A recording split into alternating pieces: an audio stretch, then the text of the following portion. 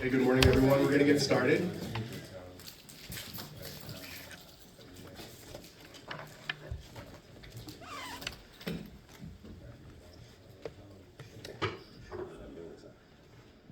So we'd just like to thank you all for being here. We're going to be talking about real estate and how to get involved in real estate, some strategies to incorporate real estate as a way to unlock wealth. And first, before I get started, I'd like to thank all our panelists for being here. We have Gerald, right? Yeah. We also have Laurel. Yeah. We have Deji, and we also have Bob Slater, Professor Bob Slater. And we'd like to thank them for spending their time and for being here with us this morning. And before we get started, the first question we'd like to ask is basically, how are you involved in real estate, and what inspired you to get started? So we'll just probably go down the line with that first question. If that's okay? I guess I'll start. So I always wanted to be an entrepreneur growing up, and it was just a matter of trying to figure out how to make that happen. I've been in retail, opened up retail stores with my mom. I tried to start a biomass company, leveraging my experience in the energy industry. I opened up a co-working spot here in Durham with a bunch of friends. But when I bought my first primary home, which was a foreclosure, I fixed it up and sold it 2 years later and used the proceeds to buy my second home. I pretty much was hooked on real estate. I was tagging along with my real estate agent, trying to learn everything I could. And I just knew that I wanted to be in the space, and I was trying to figure out what exactly I can do in that space. So I'm a licensed real estate agent, also a real estate investor. So I'm excited to explain more further into that as we go along. Yeah, my background in real estate, so I lived in New York City for 10 years out of undergrad and worked for a real estate private equity shop, PJM Real Estate. So they're like now probably like $120 billion funds, so they're the real estate investment arm of Prudential. And then I worked for a real estate investment bank and merchant banking firm called the Carlton Group. And then just a lot of my mentors own a lot of assets, real estate. And then I also just wanted to get in a space to leverage their information so I can acquire property on my own, and what me and some of my friends from undergrad are doing in Baltimore and in Philadelphia. So just always looked at it as a way to get cash flow, but then you can have the asset appreciate and hedge against inflation and things of that nature. All right, good morning, everyone. Deji here. So what got me into real estate? So I went to Georgia Tech. When I graduated, I started working a bunch of corporate jobs, which was great. The exposure was amazing. The pay was seemingly good as well. But the one thing that I didn't like was that I had to keep trading my time and presence for money. So at the time, I thought about different options and opportunities to escape that. So I tried a bunch of things: trucking business, ATM, vending machine businesses, a whole bunch of stuff. Okay. But the one thing that kind of stuck for me was real estate, because it was one of the vehicles that you could basically get perpetual benefits from investing one time. So like I was telling Bob here earlier, I had a 9 to 5, but I made real estate my 5 to 9.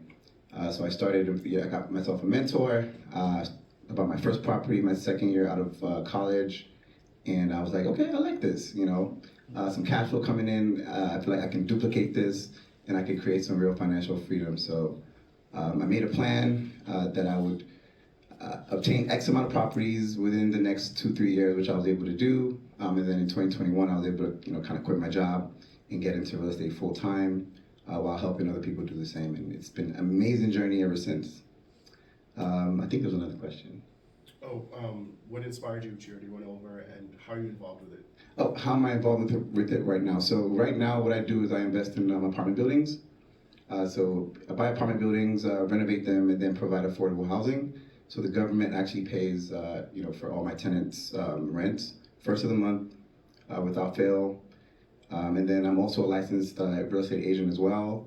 And then I run an academy, High Quality Assets Academy, where I actually coach and mentor other people on how to create passive income and build wealth using other people's money. So I started that program in 2021. I was able to help 25 people buy their first or next investment property. The next year, 2022, I was able to help 45. And then last year was a big year. Really exciting, was able to help 80 people. Like I said, it's been an exciting journey, and I'm looking forward to what we're going to do this year. That's fantastic. That's great you're helping people like that. My name is Bob Slater. I'm thrilled to be here. Thanks for having me. So I was a trial lawyer by training, and I just didn't find it very creative. And so I took a big cut in pay and switched and started at the bottom of a real estate development firm by the name of Trammell Crow. And we almost went under, but then the next thing you know, we were going public, so I had the fun of doing the roadshow to take us public. And so I've had a corporate career. These gentlemen have had a more entrepreneurial career, which is harder, actually. Nobody's putting a direct deposit in your bank account every week. And so, but I had wonderful experience. So I was with Trammell Crow, became Avalon Bay after we went public. I then was a CEO of Bell Partners. They managed 70,000 apartment homes in Greensboro. And so I got into the career because it's creative and it's lived up to that billing. It's been a lot of fun. So what do I do now? I teach at Duke. Some of you have had the pain of being in my class. Thank you very much for suffering through that. I'm on the board of a real estate company in Chicago that's been around 125 years. We're trying not to drive it into the ground. I'm marketing a book I wrote with my son, but I'm a passive real estate investor, so I am qualified to speak to that topic today, because that's what I do. I invest passively in other people's real estate deals, so we'll talk about that today.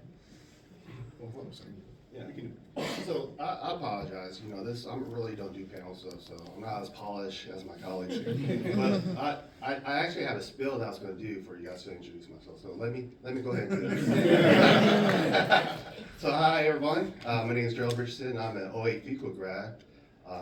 After serving in the military and a brief stint in government contracting, I worked for a power company as a strategic engineer and portfolio manager.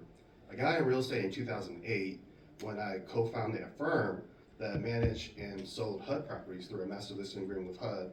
Got my real estate license in 2010, where eventually I became a broker in charge, where I managed a team of 5 brokers. A lot of my business in those early years were working with investors, where we helped them find and buy investment properties. A lot of those investors, I actually end up assisting them with the renovations, so that's how I got into rehabbing homes. As the market improved through the years, I ended up helping a lot of my sellers with the rehab in order to get their house ready for the market. 2015, I made the decision to start renovating and flipping homes for myself. One point we were flipping as many as 5 to 10 homes a year. We're managing 2 to 3 projects at a time. Flipping homes has been great. I've been making a lot of income, but I knew that I wasn't actually generating wealth. So the last few years, we made a decision to start keeping some of the homes that we acquire and make them into rental properties. Last year, we converted a couple of those rental properties into rooming houses, where we've been renting out each of the rooms individually. And currently we're developing a commercial lot here in Durham that has a non-conforming house, and the plan is to make that house into another rooming house. And for the lot, where the plan is to bring in or build a village of tiny homes, and we're gonna make those into rental properties as well. So my investment strategies through the years has been flipping homes, buy and hold using the Burr method, if you guys know the Burr method, and hoteling houses, if you guys know what hoteling is. I'll be happy to explain that later if you want. And yeah, I'm happy to be here. Thank you. So just want to let you all know, we'll go through 45 minutes of pre-prepared questions, and then we'll do 15 minutes of questions from the audience. So we just want you guys to, as the panelists say things, we just want them to ruminate and you guys to ask questions at the end. So that's how you can get involved. So the first question that I have is, in school we're basically taught to invest in index funds, in stocks, in bonds, excuse me. But why do you all think that we should incorporate real estate? A lot of you have kind of touched on it before, but why do you think that we should incorporate real estate as a part of our investment strategy? I can touch on it a little bit. So why should real estate be a part of your investment strategy? I think real estate is part of my investment strategy because it touches on the 4 wealth pillars. So you get cash flow through real estate. You get equity through principal pay down. you get appreciation, and then you get tremendous tax benefits just from owning real estate. So aside from that, I think the other reason that I like real estate, and I think it should be a part of your investment strategy, is because with real estate you can create value, and you can kind of estimate how much value you can create based on the income that it produces. Okay, so anything over 4 units, 5 units plus is commercial real estate, and the value of such real estate is based on the income that is producing. So there's a very systematic approach to adding value and creating value in real estate. So I think that because of that, there's a lot of control that you have in the process, as opposed to the stock markets that you don't have a lot of control. I'll follow you. Oh, sure. So just to piggyback a little bit off that, like you mentioned, appreciation, cash flow. I like the fact that real estate is a tangible asset that you can actually see and touch. Whereas with equity stock, potentially it can be worth less than what the paper is printed on. The fact that real estate is a scarce commodity, and there's always a need for housing, there's always will be value. Your real estate will always have some kind of worth. I'll wear my professor hat on for just a sec if I can. So to build net worth, you gotta do 3 things. You have to start early because you get the benefit of compounding. And so the real money is made when you get big money compounding. So apparently Buffett has made 95% of his wealth since he was 65 years old. So, and that's the fact that your money at 8% return doubles every 9 years. So every 9 years after he turns 65, this huge money is doubling. Second thing you gotta do is earn a decent return.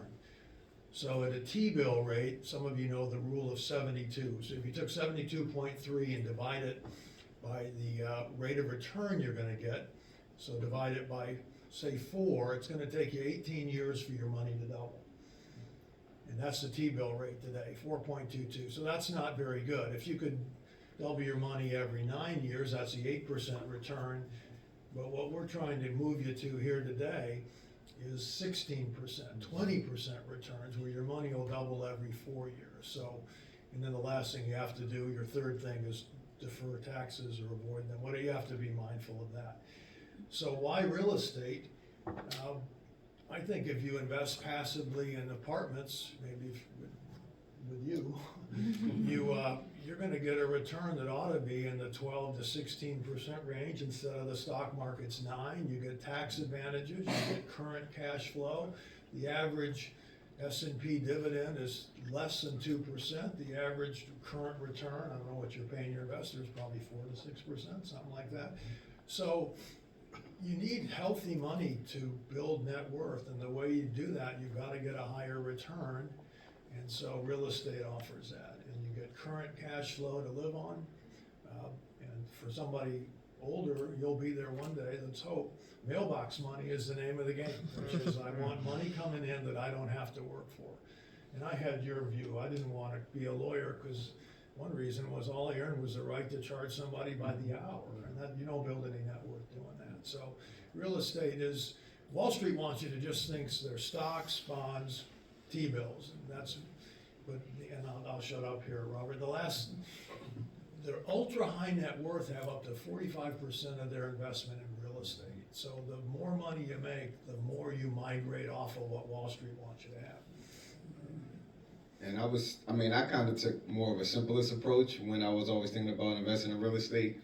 I mean, all the people that I saw terrible real estate investors, in my opinion, when I was a kid, or slumlords, and they were well off.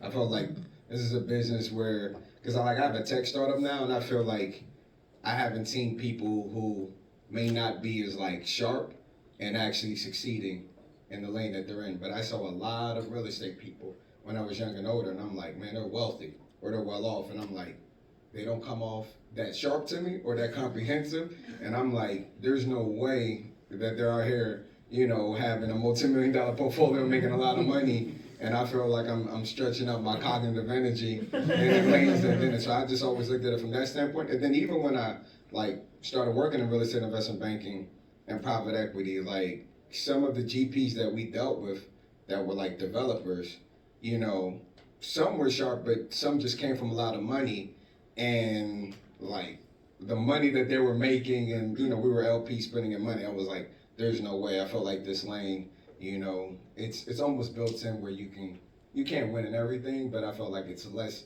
challenging than some of the other environments that I felt like were to make money. So I just looked at it from that standpoint as a kid all the way to corporate. Thanks. So a lot of y'all have hit on the idea that real estate is passive, but at the beginning you have to source your properties, you have to retain professionals in order to help you to set up your businesses and set up these projects in the most efficient way. But it doesn't really sound passive. This doesn't really sound passive. So at what point does real estate become passive where you can get that mailbox money? At what point can you just say that you've set up a good thing and you can just live off the proceeds of it? All right, so I guess my perspective may be a little bit different from other investors when I think about my definition of passive income, because I self-manage my properties. So I can't ever see myself being hands-off, where other investors may, they may think that they can be hands-off by hiring a property manager to help manage their properties. In my opinion, I think eventually, even if you want to be hands-off, eventually you're going to have to, something's going to come up with your properties. You're going to have a roof leak, you're going to have to change out your HVAC units, and your PM's going to contact you. It'll be up to you to decide what you want to do. So, in my opinion, passive income is truly what the professor mentioned was, he mentioned syndications, the REITs. If you really want to be into passive income, you should definitely invest in that. I mean, the way I think about the passive income, and it depends, like if you acquire a turnkey property and you have a tenant in, and what they're paying for, nets out more than your property mortgage and insurance and taxes, then you're actually, I guess net can have a positive cash flow day one. Now, if you're doing flipping and then, you have a private lender and it's a high interest rate, then that's a whole different story. So I feel like that, man, I'm not in that space, but that would take a while to you to net out return once you like make an exit, I guess, at the end of the day. But if you're kind of looking at it like I want, passive income day one, then maybe buying a turnkey property with a tenant in it, but maybe paying a premium for it. So so the way I'm seeing passive is depending the approach you want to take in real estate. So that's how I see it. Yeah, absolutely. You hit it spot on. I was just going to say the same thing. I think it depends on the strategy and the approach that you take to investing. Now, if you are somebody who's interested in building a portfolio of multiple properties, then what I would say is in the beginning of that process, it's not going to be as passive. But if you set it up the right way from the beginning, like I mentioned to you guys earlier, then there's perpetual benefits from that point on. What do I mean? I mean, if you find the right properties, you have the right approach, the right strategy, right? And then you implement the right people, processes, and systems to manage, that property or that project moving forward, then indeed it can be very, very passive from that point on. And then also just to, follow up with that too, the financing that you create, right? So if you get great financing, or some people like to do interest only early on, then technically if you have a tenant in there and you're not paying any debt service, then you have a lot of income technically coming in until the day like the loan matures and it's like maybe a balloon payment. So it's a whole host of factors of how you can kind of determine you getting your money back or strong cash on cash return early on. So just to make sure everybody's on the same page what we mean. So if you're active, you're doing what these gentlemen do. You get up every day and you're involved in the real estate business. You're looking for deals to buy or you're managing properties. When you're passive, you don't find the property, you don't negotiate the sale price, you don't manage the property, you don't decide when to sell the property, you don't negotiate the sale price, you don't do any of that. So what do you do? Well, you still have to do a bunch. You have to, first of all, get in the deal flow and see what opportunities are available to you. You have to decide what markets you want to be in, what product types you want to invest in. You have to decide how to allocate. We all have limited capital. So how do I want to allocate my capital? Which sponsors do I want to trust my money with and which do I not? And then I have to be a good limited partner when I'm in the deal. And then even though I don't sell it, I'll have to recycle the proceeds. Hopefully there will be some. So that's truly passive. And so all of us have been active in the business, but now at my age, that's what I do. So those are the challenges I have to face. There's plenty to do, but it's a very different approach than being active. Thank you all for your perspectives. Just another question. As we kind of see in recent times, especially with COVID, private equity has become the presence has become extremely elevated in real estate. And just two questions. Do you think that the cards are stacked against us so much that it's hard for us to get involved in real estate, given the increased presence of private equity? And how much money is needed to get started in real estate, especially some of us as we're looking at how we'll build our lives post-FUQA or post-business school? How much money do you think we need to kind of set aside in order to get started in real estate? All right, yeah. As everything's stacked against us, so just get out. No, I'm kidding. So fortunately or unfortunately, depends on how you looked at it. Institutional investors and private equity will be in the real estate space for the foreseeable future. And there's no way as a local investor I can compete with that. Well, I really am not competing with those folks because their buy box is different from mine. Those institutional investors are competing with regular home buyers. They're buying houses that require little to no rehab, whereas I'm buying distressed properties where I need to renovate in order to add value to it. So we have different buy boxes. Another advantage as a local investor is that when I approach a homeowner about buying his property off market, he knows he's dealing directly with me. He's not dealing with some firm that has no face. He knows that he can look me up, he can do an online search, I'm very transparent. So that's one advantage I think as a local investor that we have over larger firms. And I would say, I'm just thinking about, like, me and my friends, and I'll answer both questions because they're tied in together. The PE shops, they're not looking at the places, the tertiary cities that me and three of them, my friends, I went to undergrad, looking, which are Baltimore and Philadelphia. These are like C and D class properties, right? And these are, 3-unit multifamilies, 2-unit single families. You can look at the purchase price anywhere from like $160,000 to $300,000. And then, so from that standpoint, when you're getting in a space, unless you're looking to buy maybe, I don't know, downtown Durham immediately or something that has over $10 million, maybe you'll start competing with a lot of those individuals. But I do know some funds that do invest kind of like in tertiary markets and, where the purchase price can range from like $200,000 to $500,000, but that's rare. Usually, it doesn't move the needle for them. And then getting in the game, one thing that we did is, because you just got to look at it from a habit standpoint to get in. So literally, this was 4 years ago or a few years ago. So 3 of my friends from Baltimore, they kept nagging me, like, that wanted to invest in Baltimore. And I said, they're like, Laurel, let's invest. And I said, man, I know you guys are not taking it that seriously. And when it's time and we all got to put up, I don't know, $5,000 to $8,000 each to close on the deal when it happened. So I said, look, let's start. Just created a spreadsheet and said we're all going to put in $80 each month just to get the habit. And then we moved it up to $300, and now we're at $550 a month that we just put in. And then I said 6 months later we'll create an LLC, and then so forth down the line. And then afterwards you're like, okay, we have like $32,000 in capital. We can easily deploy, putting 15% down for private lending for the properties that we like in Baltimore. So theoretically speaking, I always said, if you're making over $40,000, you can put in $50 a month with a team of like 6 individuals, and it'll compound over a year or 2 or 3. And if you're looking to purchase properties, I don't know, anywhere between like $80,000 to $160,000. Now I'm talking about like Baltimore and Philadelphia, but Durham may have something similar. You can find properties that a little bit turnkey. So anybody can get in the game through collective economics. Yeah, that's a good one.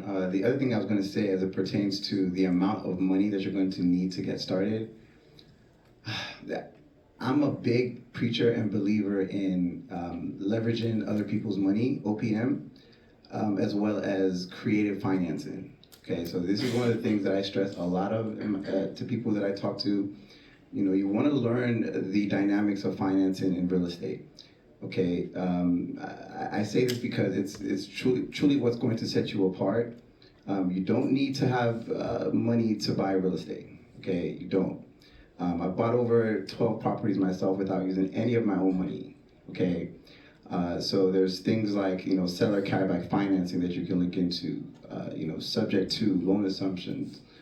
getting access to OPM. Even the collective economics example that he gave, you can take it a step further. You know, when you have multiple deposits into an account for an extended period of time, banks would actually give you money, okay, for your business that you can use and deploy to invest. Okay, so this is 0% interest capital that you can leverage to get the ball rolling on investments. Okay, so you know, you really want to learn the game. You want to learn the financing tactics. And you know, to answer the question very simply, you do not need to have a lot of money to get started with real estate. Okay, and you can actually get started without using any of your own money. That's an entrepreneur speaking. Well said. So from the passive perspective, you do have 3 hurdles to overcome. But they're not because of Wall Street or the fact that Blackstone is now getting in the business of single-family rental homes. Here are your 3 hurdles. 4 if you count the first one, which is you have to come up with money to invest. So whatever you're doing in life, you have to spend less than you make and come up with a pool of money to invest. We won't count that as a hurdle. Your first hurdle is you have to get in the deal flow. So when I was in a private, passive real estate opportunities, so when I was an attorney, I had no idea that this world even existed. That you could actually invest in the apartment community under construction that you drive by every day. And the odds are you may well be able to. But you first have to figure out who's doing that apartment and how do I even know how do I find people who are doing this that I might invest with? So hurdle number 1 is how do I get in the deal flow? Hurdle number 2 is the SEC in its wisdom, well intended, has decided that to protect people, you can't invest in other people's real estate deals unless you're an accredited investor. So you can do what these gentlemen do. You can do your own deals all day long. SEC doesn't mind that. But if I want to invest in your deal, I have to be an accredited investor. So what does that mean? It's this big hurdle. I have to either have $1 million of net worth, or I need to have made $200,000 each of the last 2 years and expect to make it this year, or $300K with my wife, or I have to, $1 million not counting my house. Yeah, not counting my house. So as Fuqua graduates, you'll actually be accredited much sooner than the average bear. So that's the great news. That hurdle will not be that great a hurdle for you, I don't think. So, so the other hurdle you've got to face, which the panel's spoken to, is some of the investors, some of the sponsors. The sponsor's the person who puts the deal together. They want a minimum investment. Could be $50K. Some of them they want $250K. Some of them they want $1 million. So I mean, I can't play in a lot of that space. But the fun thing about real estate versus law, it's interactive, it's dynamic, it's negotiable. If somebody told me there's a $100,000 investment minimum, I would say, look, I can only put in 50, but I'm a graduate at Duke.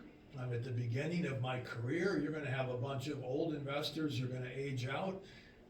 If you make money for me and it's a good experience for both of us, I'll follow you and invest with you again. You're gonna want people like me in your pipeline. And so that's how I would argue my way around the minimum investment. And in real estate, don't ever take something as gospel when somebody tells you, you can't get this loan, you can't do that. Everything's negotiable, including the minimum amount. When somebody says you can't, you gotta put in 50K, you may not.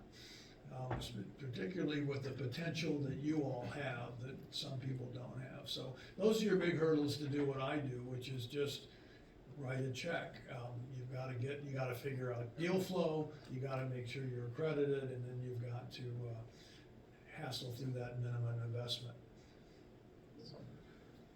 And just to follow up, to try to get in the deal, not putting up capital, he kept on mentioning deal flow. So if you're looking at it, you can add value and get in the deal if you're just out there and you're able to potentially find deals, and then you're able to bring individuals together and you're not providing any capital in that scenario too. So real estate is very open-ended across the board. That's the great part about it. Yeah, or you could find deals and assign them to another investor and make money for just finding the deal. Yeah. Kind of speaking about finding deals, a lot of you all spoke about kind of investing in tertiary markets. I know for your example, you said you have friends that lived in Baltimore that were kind of Well, encouraging. they didn't live in Baltimore. They were thinking about. Oh, they were in Baltimore. but I went Okay. to undergrad. You Yeah. went to- okay, so how do you all go about kind of investing in real estate? Maybe not in your immediate like area. How do you go about sourcing or finding deals in like more distressed places? Like I think about like Detroit and like 2010 and those places. How do you go about if you're not in that area? How do you go about doing that? I mean, so with Baltimore and Philly, at that time I lived in New York City, and I connected with people that I knew had an extensive portfolio. And then I said, like, do you have anybody you would recommend I can touch base with in Philadelphia? And then they would, recommend me some people. But then also I would look online and then podcasts like Bigger Pockets that would give insight. And then I would actually, me and three of my friends on the weekend, we would go to Philly, now tour some of the properties that were listed by the agents, but then just like walk the entire neighborhood, like 30, 40, 50 minutes long. I mean, for 30, 40, 50 minutes, and then try to get a gauge and then just talk to the locals too that may give insight of such and such that is looking to sell their property in the future that is not currently listed. So the same strategy in Baltimore too. So that's just some of the avenues I use. Yeah, and I just wanted to stress one thing. I know you asked about buying property in markets that you don't reside in. So I'm a big believer in investing nationally. Okay, so not being limited to your the city that you live in. One of the big key factors to enabling that is through strategic partnerships. So what I would do is, I bought multiple properties that I've never been to, by the way, okay, and I still own them to today. And then what's allowed us to do that is by strategic partnerships. So working with the right real estate agents in those markets. Okay, so when you're working with real estate agents, you want to make sure that you're working with investor-friendly real estate agents. Okay, because I like to tell people that all real estate agents aren't created equally. Okay. If you don't know this, real estate agents, when they study to get their license, they're called sales. It's called a salesperson's license. Okay, so they're really, really trained to sell. Okay, so you want to work with an investor-friendly real estate agent that's in the market that you're interested in. Just from connecting with the right real estate agent, you're going to get a plethora of resources that you need, from contractors to closing attorneys, title companies, you name it. Okay, so forming strategic relationships is going to help you in the long run, and it's going to help you in the short term as well. So I'm a little bit different. So I intentionally don't invest in other markets. I intentionally invest here in the market that I live in because I've been in, like I said, I've been in this area for a long time. I'm a licensed agent, so I'm on the streets really. So one way that I source deals is what's called driving for dollars. So I don't know if you guys heard that term. But pretty much when you drive around, you see a property that looks like it's distress. I skip trace it, I find who the owner is, and typically I send them mailers. In the old days, I used to call them and text them, but now I stopped doing that because, it's annoying. I get calls too, so I stopped doing that. And plus, I don't want to risk litigation if I accidentally call someone on the do not call list. So I do that. Also work with a bunch of wholesalers that sends me deals because I'm their end buyer. So if they come across a deal, they send it to me. If it works for me, I buy it. I also have bird doggers. Bird doggers are people I pay a fee to bring me deals as well. They're a little bit different from wholesalers. They're people that walk the streets for me and find deals. And those are for off-market deals. There are some deals on MLS. Being a licensed agent, you come across it every once in a while, but you have to look for certain things in order to make it work for you as an investor. So as you all have kind of worked in groups with people and you talk about collective finance and people that have been in the industry for a while, what do you think are some common misconceptions you see about new investors trying to get involved in real estate? Where do you see the common pitfalls where people kind of have the wrong misconceptions or wrong attitudes or behaviors?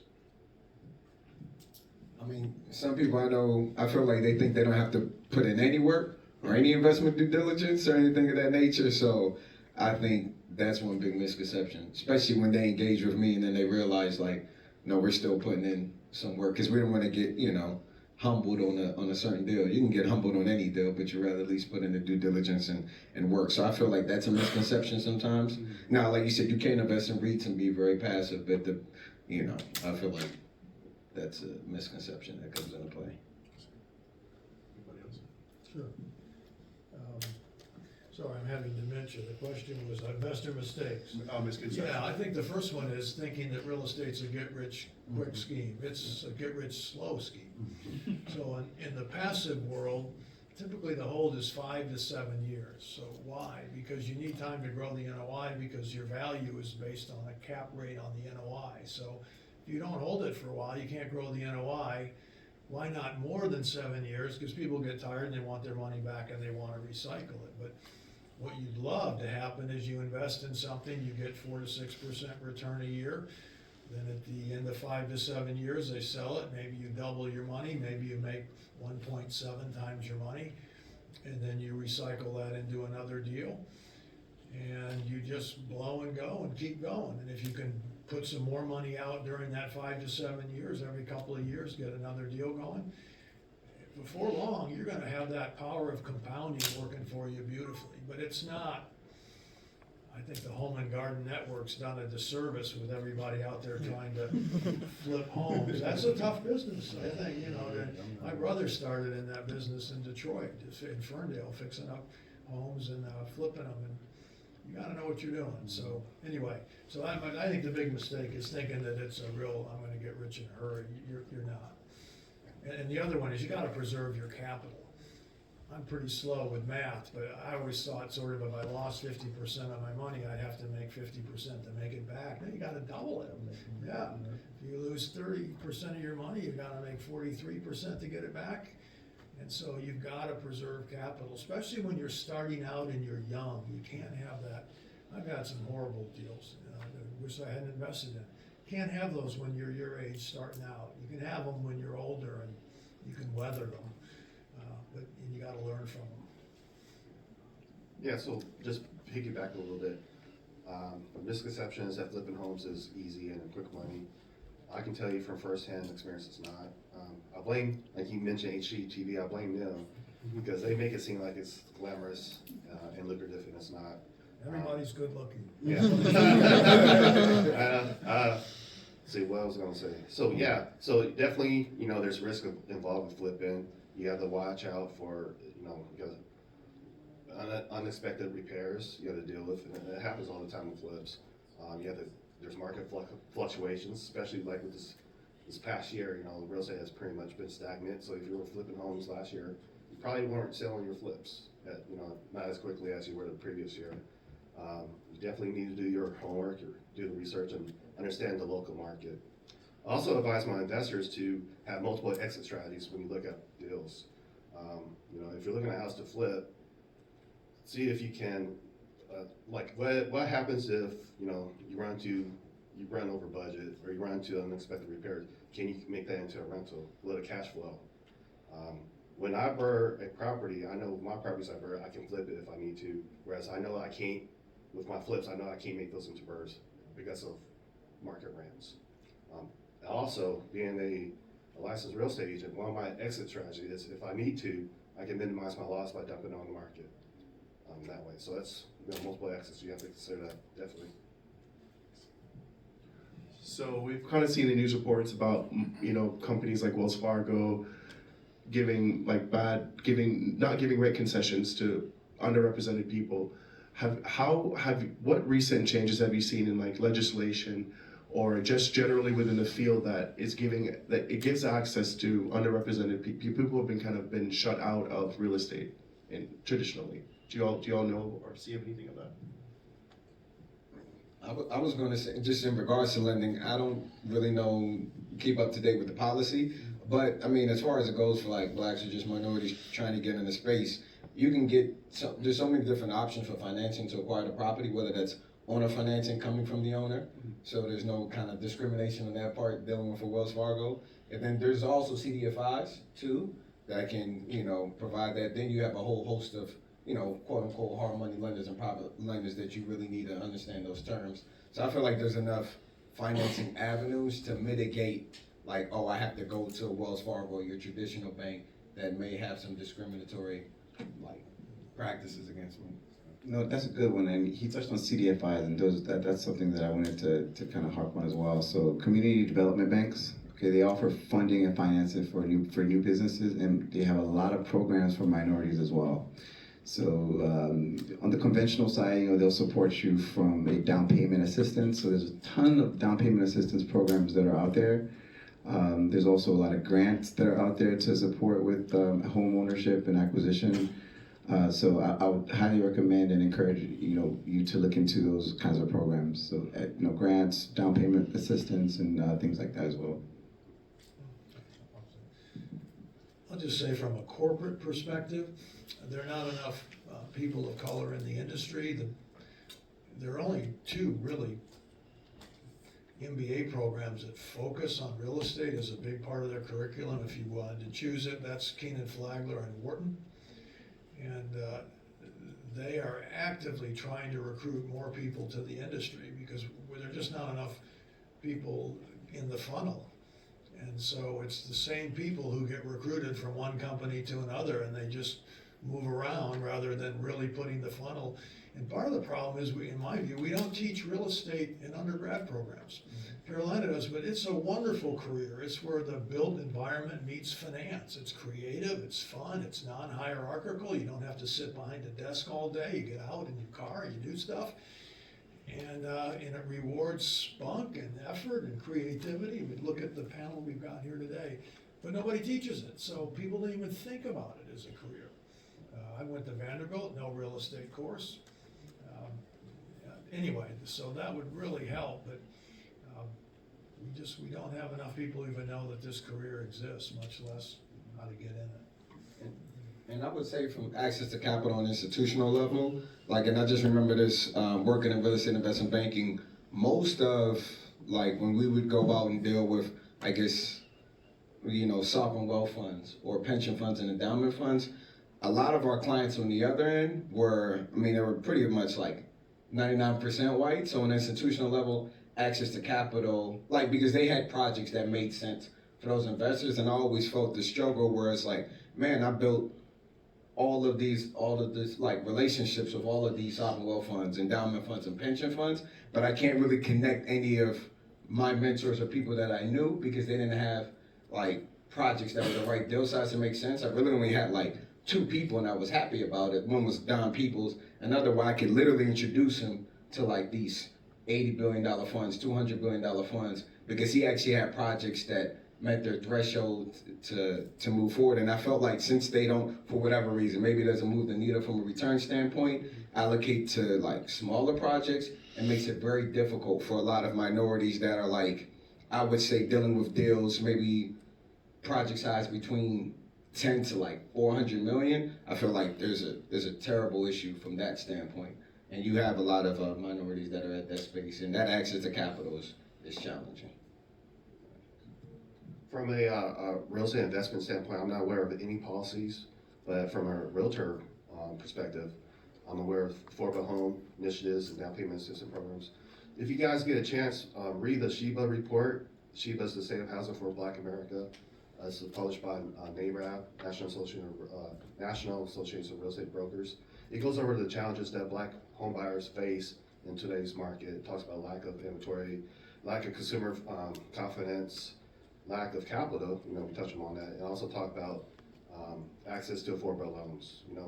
One of the stats that talks about that Black minorities are likely to receive approval for subprime loans and not know that they can actually shop around for better terms. We're more likely to accept that.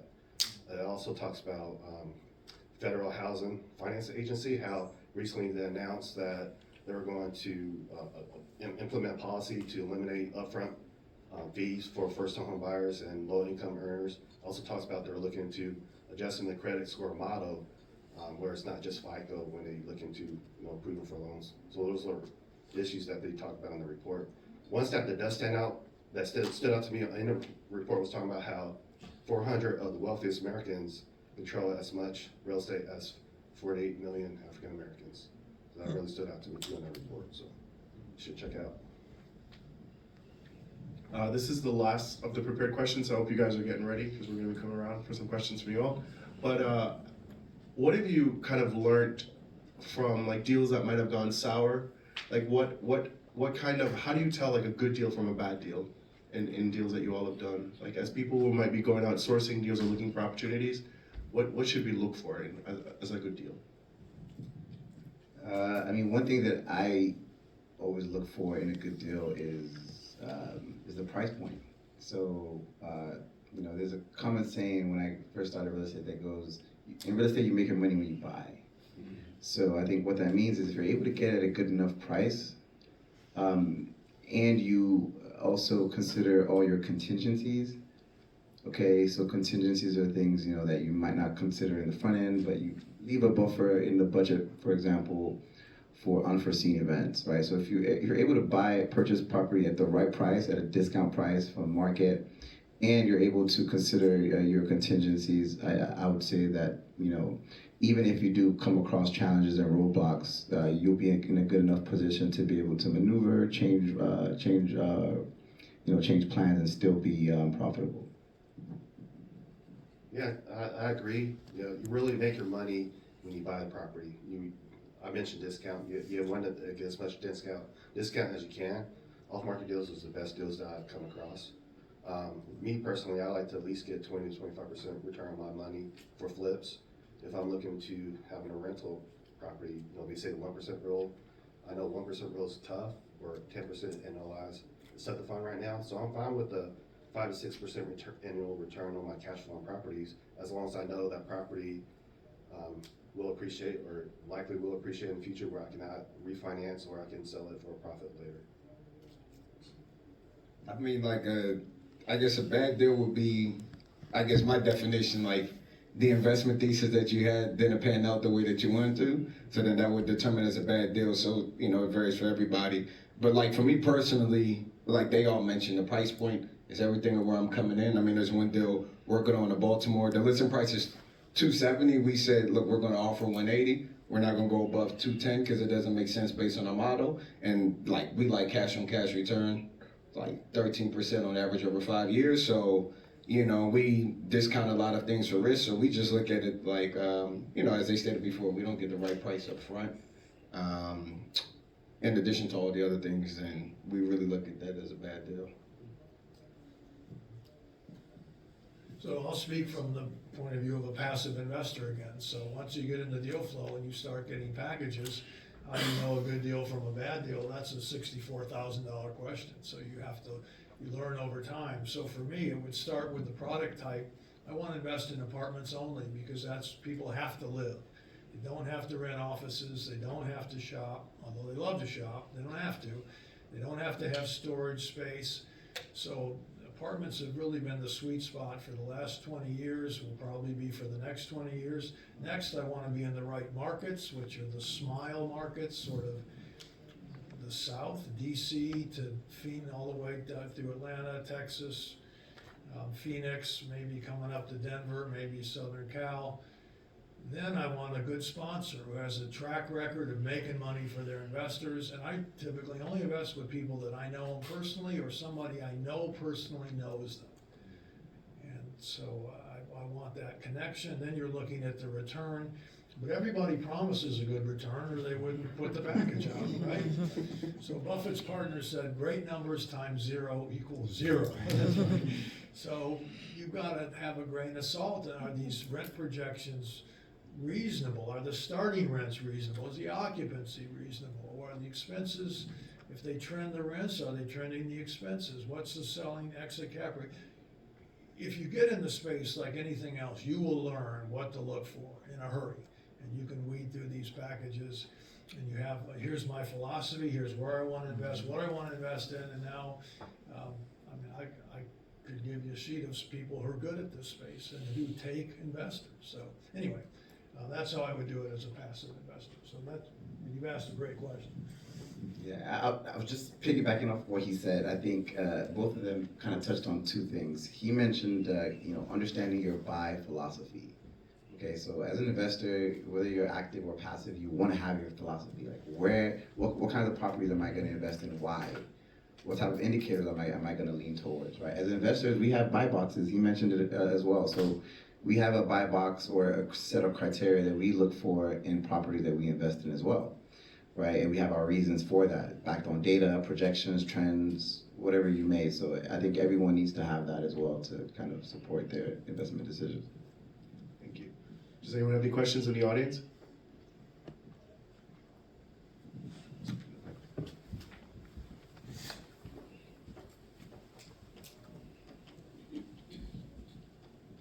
Great afternoon or morning, whichever it is. What's up, Laurel? This is Naya. Yeah, nice. So anyway, we met years ago on Zoom. Yeah. But my question is, how have you all protected yourself against tenant laws that really protect the tenant, especially when you think about apartment communities and family houses? I know people that have just really gotten kind of crushed in those situations, or just not being able to sell the house as soon as they thought. So any, I guess, words of wisdom that you have for how to best protect yourself in those environments? So I'll just say a quick thing on that. So I think it goes back to what I was saying earlier as far as, understanding your investment philosophy and your criteria. Okay, so in the US, we have two states. We have landlord-friendly states, and we have the tenant-friendly states.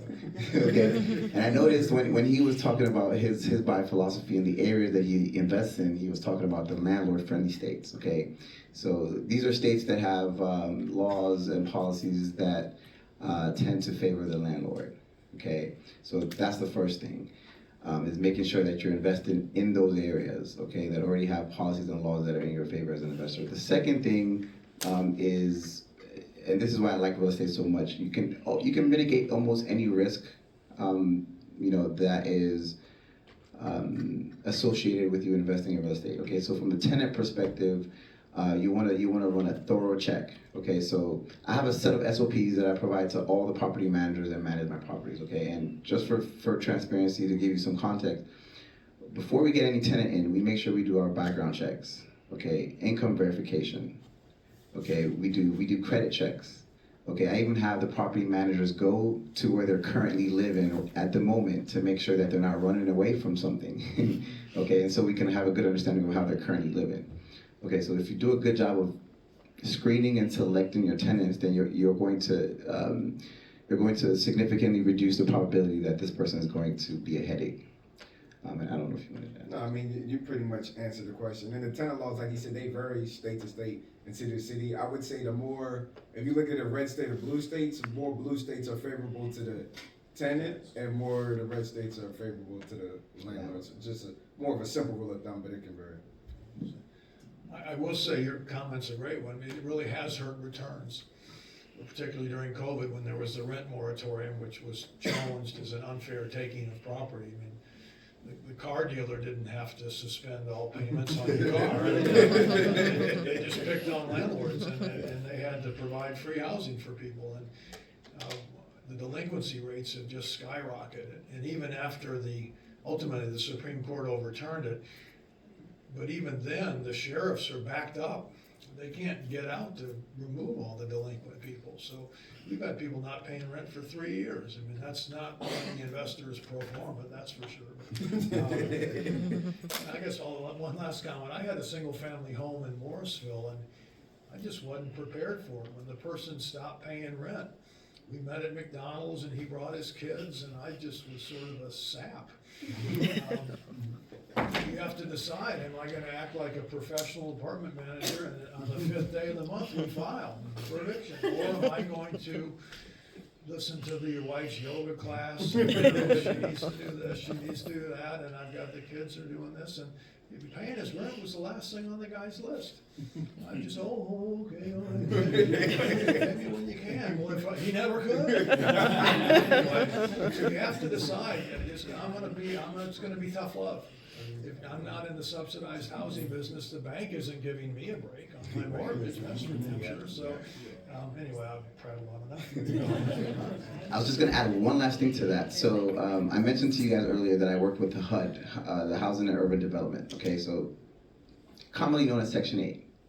Okay, so there are a lot of misconceptions and myths that come with the Section 8 program. I'm sure as soon as I said Section 8, I'm seeing ears perking up like Section 8. I get it, okay? It's the same type of misconceptions that I was faced with when I started as well. But I'll tell you this, it is not what it is made out to be, okay? Again, once you put the right factors and measures in place, it is truly an amazing program. Why? During COVID, when a lot of landlords weren't getting paid, not only do they keep paying us, but they actually increased the amount of rent that they gave. Okay, so as it pertains to mitigating risks involved in investing in real estate, that's one of the approaches that I would highly recommend. I have a quick follow-up on the HUD. Okay, sure, yeah, we just have a few minutes. Oh, just on the HUD, do you have the same threshold that you give to your property managers when you mentioned like they have to do these background checks for the HUD Section 8 tenants? Is that the same? Absolutely, absolutely. And the good thing about the program that a lot of people don't know is there are actually additional security measures that are put in place to protect you as a landlord in the program. Okay, so as being a part of the program as a landlord, you're automatically enrolled into their insurance program where they'll pay you up to $2,500 per unit outside of whatever security deposit that you collect from the tenants. Okay, they also have what's called a leasing and LIF, a leasing incentive fee. So they'll pay you a non-refundable security deposit, okay, on that tenant, on behalf of that tenant. Okay, so just in case anything was to happen, you know, you would have that as a remedy. Okay, they also do annual inspections. Okay, so even if you aren't doing a good job of managing your property, which you should be, or your property manager should be, you know, doing regular tours, they make sure that they do that on an annual basis as well. So there are measures put in place to make sure that, you know, it's a decent experience for you as a landlord. Thank you so much. I have a very quick question. I just wanted to thank y'all first and foremost though for dropping all these gems. I came in here not knowing anything about real estate and have been taking vigorous notes the entire time. Some of you have spoken to resources, Bigger Pockets, the Sheba report that we can kind of scratch at to understand more about this world. Are there any other resources, books, anything that you would recommend someone explore in trying to learn more about real estate? Yeah, I mean, yeah, you mentioned Bigger Pockets. I'm you know, I support Bigger Pockets. I read all the books on their podcasts and YouTube videos. I watch a lot of that. If you want to get into wholesale, and there's a lot of people on YouTube that does wholesale, you can learn from that. Max Maxwell, who's from Greensboro, he's really big in wholesale, and so if you watch his earlier videos, he goes over a lot of gems for wholesaling. You know, yeah, definitely support Bigger Pockets books. I don't know, Robert or Joy, if Joy's in here, whether we have the ability to get things to participants.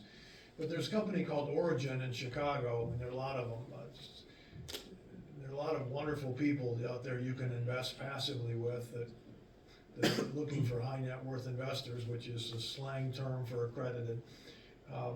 But Origin puts out a primer for passive investors, a real estate primer for somebody who doesn't know much about it. It's about 35 pages, but it's really well done. And then you can get on their newsletter, and every week or two they write about things happening in real estate. And if you read that for 6 months, your knowledge would go way up the learning curve. So I'll get to Joy the link for you to get in touch with Origin Properties in Chicago. They'll offer you their free primer, you download it. So that would be a good one to start with. And if I might add, so I know he mentioned this, but a really big resource for me, well, when I got started and even now, is Bigger Pockets. So I would highly recommend that. Also at High Quality Assets, once a month, we host a free training to show you how you can invest into real estate, build a portfolio, create cash flow, and start to build generational wealth using other people's money. So I'll make sure Joy gets that information out to you all as well for those who are interested. Yeah, I forgot to mention the RIAs. So most of the cities have their own real estate investment clubs or associations that you can join. Great networking opportunities. You know, I met a lot of my wholesalers through some of those networking events. Yeah, thank you very much to you all for being here. I just had a quick question. So based on everything we've spoken about this morning, it sounds like majority of the panel is into like residential. I wanted to ask about like commercial parking garages, you know, office buildings, malls, things like that. Is that something that any of you is familiar with, or do you guys not prefer to go that way because there's more risk or it costs more money or anything like that? I was just going to say I'm familiar with the storage just from when I was at PJM Real Estate, because we had like 3 storage units in like right outside Houston, Texas. So I would say from a unit economic standpoint, you get at least from those properties, when I looked at the other 27 properties that were in the portfolio, we were getting the best bang for our buck, and it was very low maintenance at the end of the day. So that was just one kind of looking at it from an institutional level. So the storage worked well for you? Yeah. Yeah, very cool. So you've asked a great question, because each product type has very different systemic risk. The one really under distress right now is office, because of COVID and a lot of people not returning to work. And so we just have a glut of office space, so I would not want to invest in that. Cities are trying to help make it easier regulatory wise to convert office into apartments, but it's very hard. 8-foot ceilings, sometimes long hallways.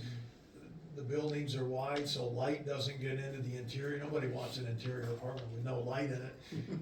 Retail, the challenge is internet, and we're just overstored in America. Self-storage, you've done well in it, I've done okay in it. I like apartments because people have to live somewhere, and we're still growing, and despite all the construction you see, we really have a shortage of housing in America. So you can't be an expert in every product type. I would pick one, and I would pick apartments, would be my advice, and I'd put storage right behind it. But anyway, so I think you have to be careful there. Hotels, totally different risk profile. I think apartments is all you really need, and then diversify by market, not by product type. Yeah, and you can combine. So one of the things that we're starting to do with our residential units is we're combining them with storage spaces, right? So we're combining them with storage spaces because, like I mentioned to you before, with commercial real estate, the value of the property is based on the income that it's producing. So if you can earn additional income through, providing more services like storage units and things like that, then it can be more profitable as well. Okay, all right, thank you all so much. Thank you, Rob, Gerald, Laurel, Deji, and Bob for joining us. We really appreciate the time and the expertise that you put in over the last few months communicating with me. And I think this panel has been really valuable for all of us. So thank you all for joining us. And we now have a host of real estate experts that we can reach out to when we graduate. And gifts for the panelists.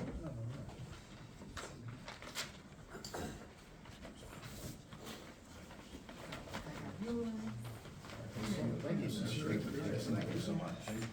I think swapped. I'm so sorry. Yeah. Thank you guys so much. Thank you guys for hosting this. It was very, very great. Thank you.